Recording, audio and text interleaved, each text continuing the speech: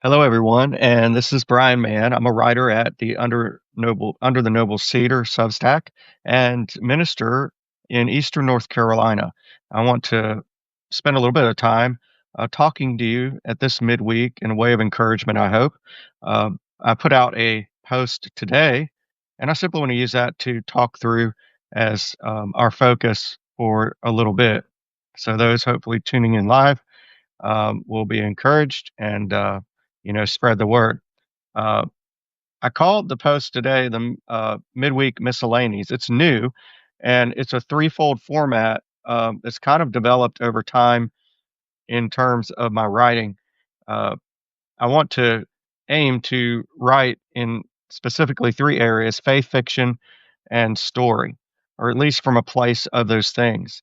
And so today, uh, for the matter of faith, I was reading, or I have been reading a lot of John W. Ollie's commentary on First and Second Chronicles. I knew nothing of John W. Ollie. I can thank the Lord for Crossway's expository commentary series and its layout.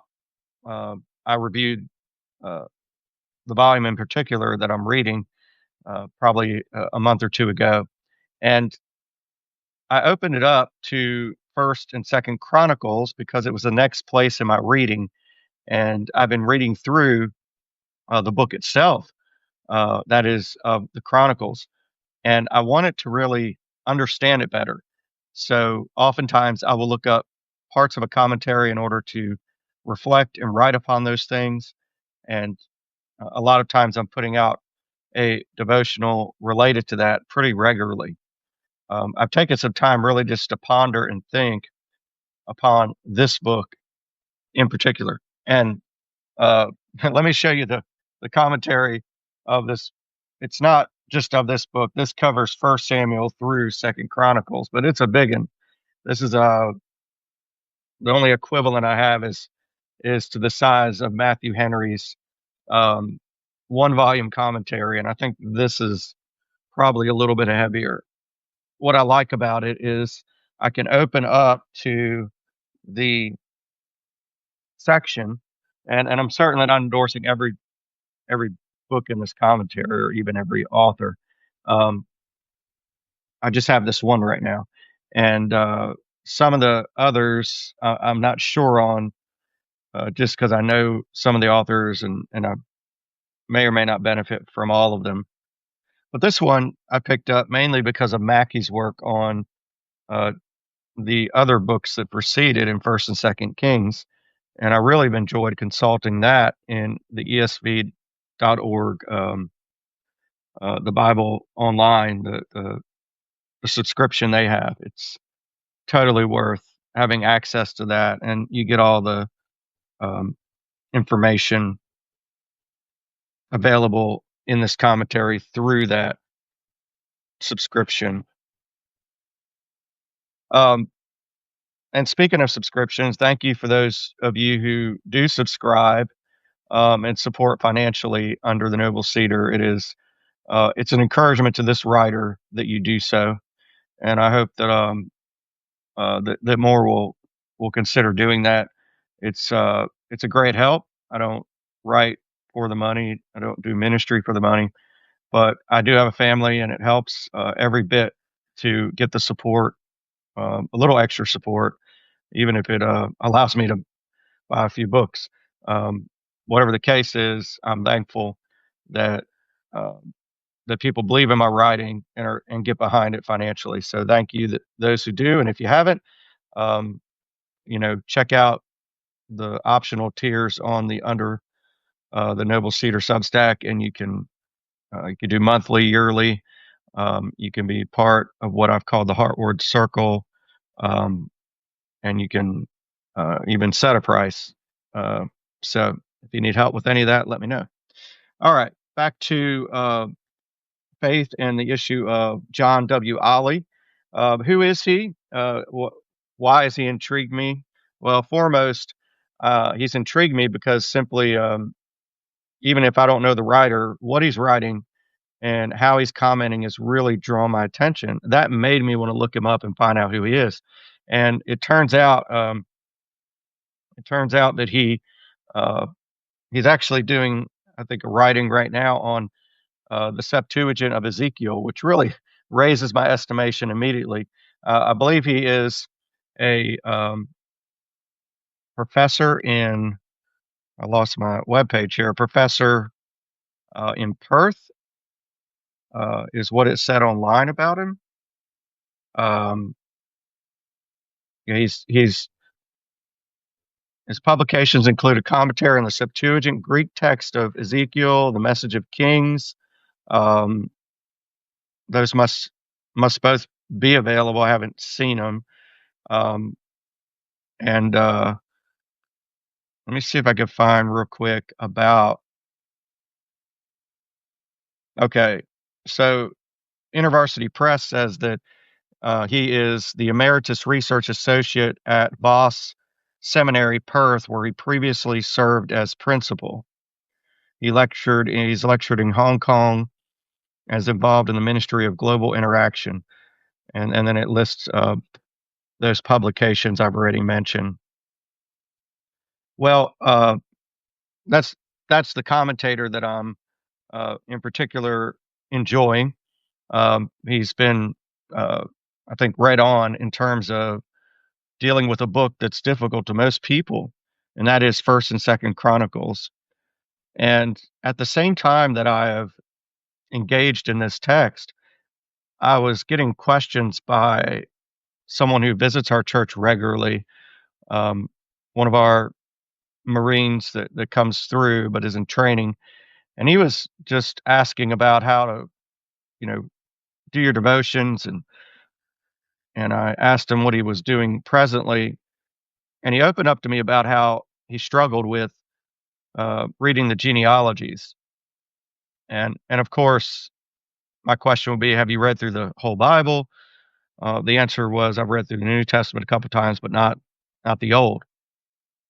So here's a guy that's getting tripped up on reading through Scripture because when he gets to all those names, he gets to all those genealogies. It it caused him a little bit of stumbling. As a minister, I wanted to encourage him and say, Um, I really want to encourage you to keep reading through the Bible. Read through the whole Bible. You should know the Bible in which you profess to believe, and you have to read that in order to do that. And so, if it's causing you to stop and not read, then even though I would want you to read every word, maybe you can read through those quickly or skim through those and read on to the next. But at least read through the Bible. Now, I came back and I thought maybe better what I need to say is this. Let's maybe find out why God put these genealogies and names and these difficult texts before us. If indeed this book, every word of it is to give us hope. And in comes First and Second Chronicles naturally into my reading. So God is there equipping me to actually deal with a real live ministry matter to a brother in Christ who needs some help. And it helped me to help him, but it also first helped me because um, I have read through the Bible, and I do read through the Bible a lot slower these days as I stop and I want to study a little more. But nevertheless, I just keep trekking along to the next thing, whether it be the next sermon text, whether it be the next book, whether it be the next chapter of the Bible. So I am there in this section, and I begin to study out how um, what do the genealogies mean to me? Have I thought about that enough ever or lately? And and the answer is I haven't thought much about it. And so the Bible, uh, really, I would say God's Spirit brings to us a challenge to appreciate His Word to us. And as I work through the subject, it was John W. Ollie's commentary that really helped me see something about these genealogies that foremost are like a family tree, and if we can imagine a family tree when we're looking at maybe one side of our family heritage, and we see, hey, there's my grandfather, here's my great grandfather, and we know that we're related to this person. We have this sense of belonging that we belong to this family. And in terms of the context uh, of First and Second Chronicles, uh, one of the things I picked up on in my writing today is is the matter of the Israelites were made to see, and we could just say God's people, as they were called, were made to see their story was part of a bigger story, and this, of course, would promote humility, but would also promote an appreciation for belonging to the human family, um, and belonging to um, God's people that are made to be a fragrance to the world of the Lord.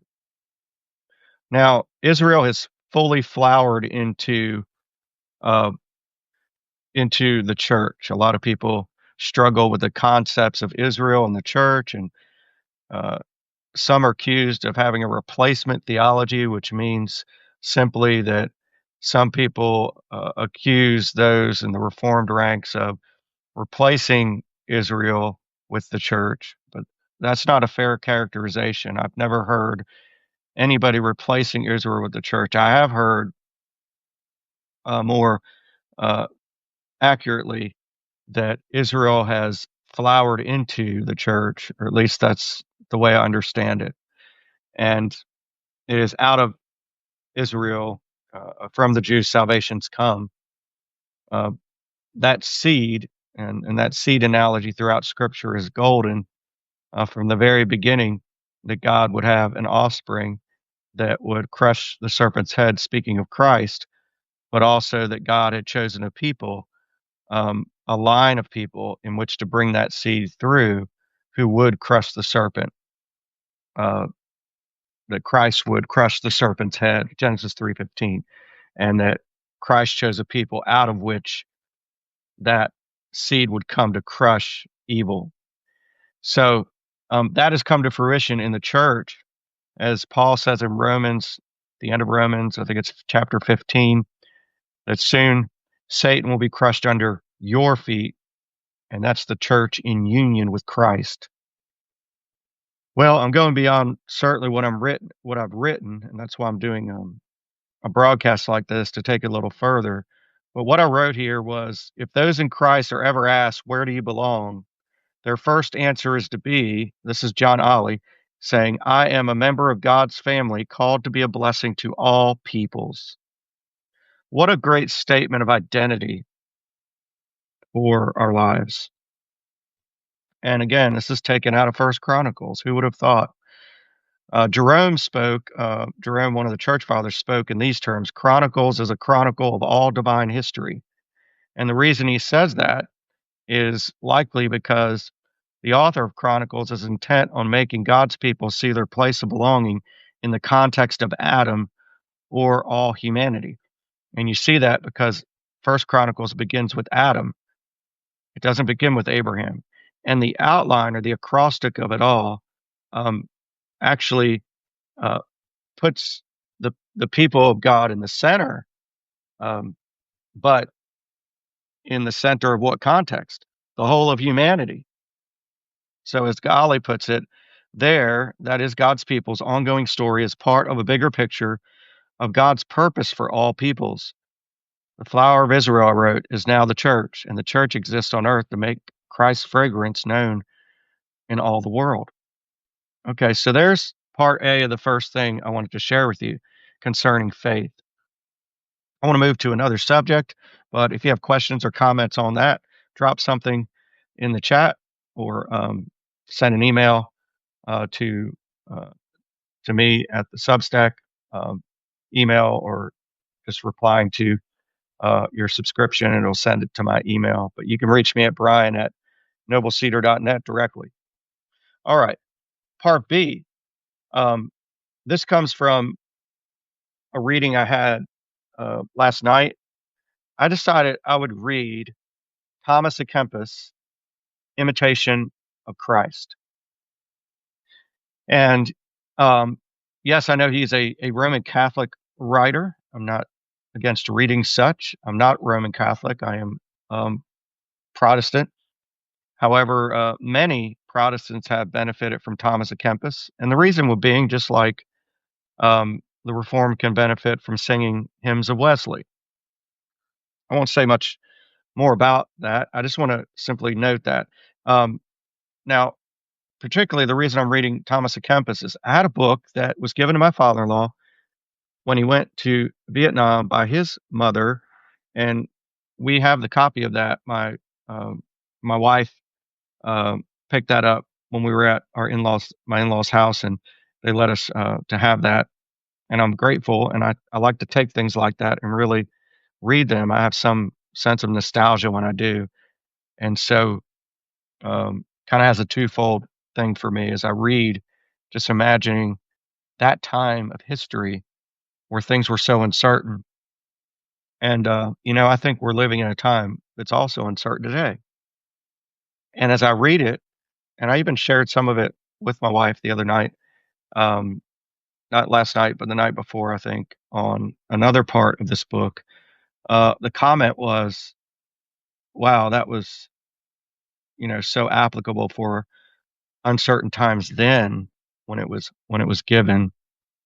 Because I was commenting, "Oh, how your grandmother," saying to my wife, how your grandmother must have been a very wise. She was a very wise woman, just in giving this type of a book to her son who was going off to war." So I came to my next chapter, and this is just part of it, but I thought it was just a profound thought. Do not yield to every impulse and suggestion, but consider things carefully and patiently in light of God's will. For very often, sad to say, we are so weak that we believe and speak evil of others rather than good. Perfect men, however, do not readily believe every talebearer, because they know that human frailty is prone to evil and is likely to appear in speech. It doesn't need any comment, but it is a thought that would maybe slow us down and think about our speech and even our wise decision making. One more thing, part C, that's part B. Part C of faith today, this midweek miscellany, um, is to bring you up in my preaching ministry.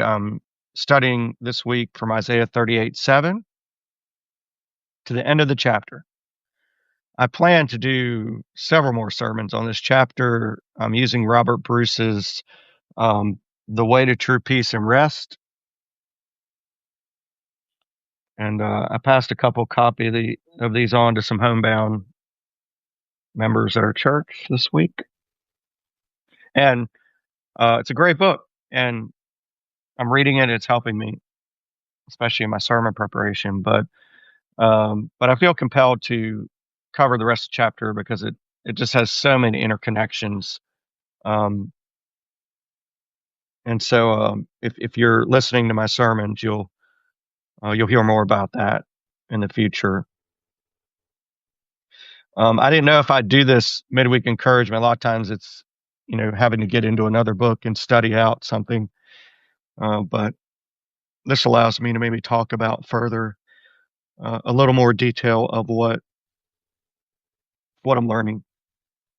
All right. Well, that's it for the faith section. I threw in a fiction section today, and this is really, really rough. It's not edited. Uh, it's not been thought through, read through a lot. But I just put up literally a paragraph of what might form either another short story um, or some sort of continuation of my previous short story, "The Smile of the Reformation." And so, I'm just gonna read that paragraph and a half to you that I wrote. It was Christmas time in Orb, Switzerland, and all Pierre wanted was a converted orb.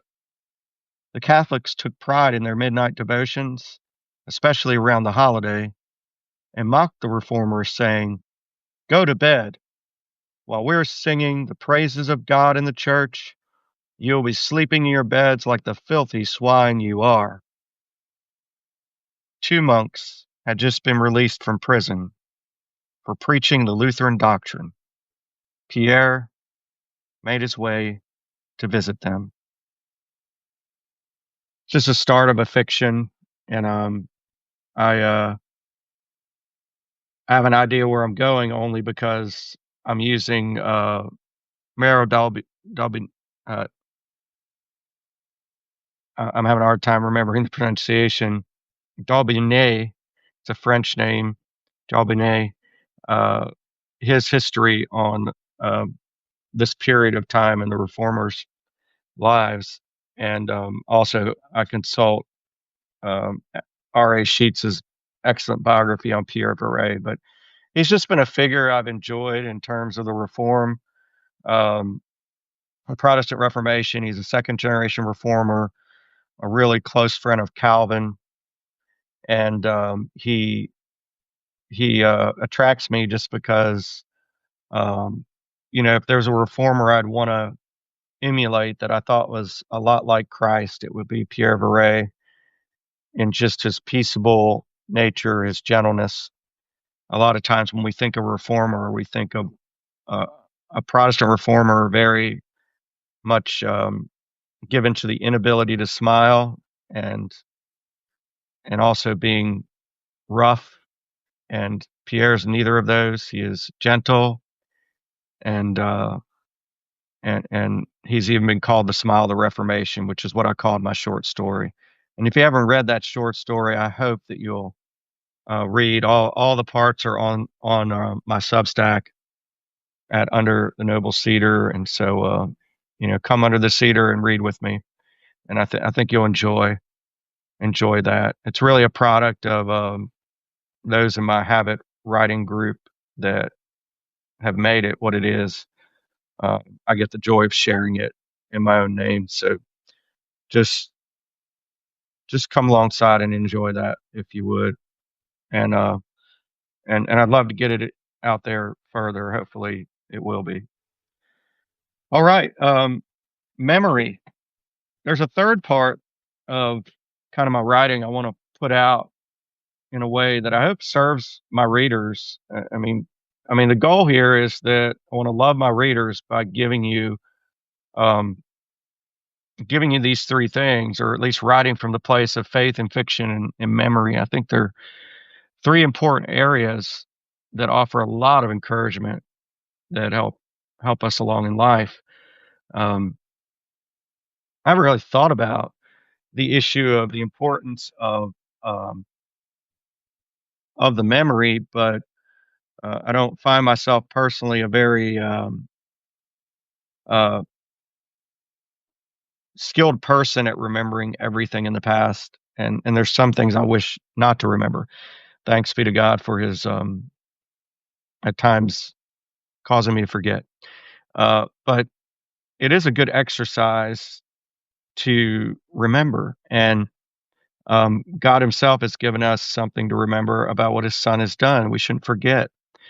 Um, Sometimes we have memories that are not too far in the past, and then others that are far in the past that we might do formal works of memoir in. And I do hope to work on that skill and that art of memoir. But I put up just a little memory that wasn't actually too long ago. It was just a few weeks ago when I visited my wife's parents. I call my wife Promise. That's a meaning of her name, um, of one of uh, her names, and I uh, And so I wrote in my Substack today, as you'll see, that when I was visiting uh, Promise's parents, and we were there spending some time with them, um, I'm always amazed at how well my mother-in-law and father-in-law can grow things, in particular vegetables. And we've learned to grow a few, but when we go there, my goodness, they have some beautiful flowers, vegetables, everything. And uh, I guess it just comes with experience, and of course, for years when we did have a hard time growing, we were so naive. I remember, I think my father-in-law said, you have to water them. The question is how often, and but you would think that anybody would know you got to water these plants. You just may not just be relying on it's going to rain just perfectly all the time, but you have to water them. So we began to water our garden and put a little more into it, and we've grown some since then. But one thing we always have a hard time growing is tomatoes. And when I was in the place where my in-laws were, um, I walked around the corner and they have an area, a bed of tomatoes growing, and they're just everywhere, just flourishing. And I always joke how we can't grow tomatoes. Um, and of course, I thank the Lord because I can't really, my body doesn't do well with a lot of the red fruit like this.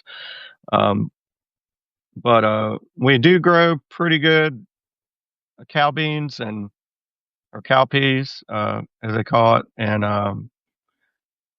we've been doing pretty good with flowers, but not tomatoes. And but we do the flower and beans great, and I wrote about that being a strange combination. I know, but that's just what it is. Each of us has a gift, and if I could say anything towards that, is that each of us has a gift. We should use it.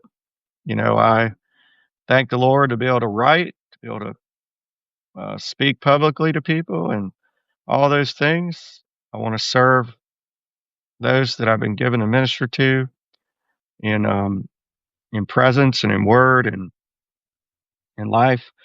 Uh, First, want to do it in my home and just aim to do it well.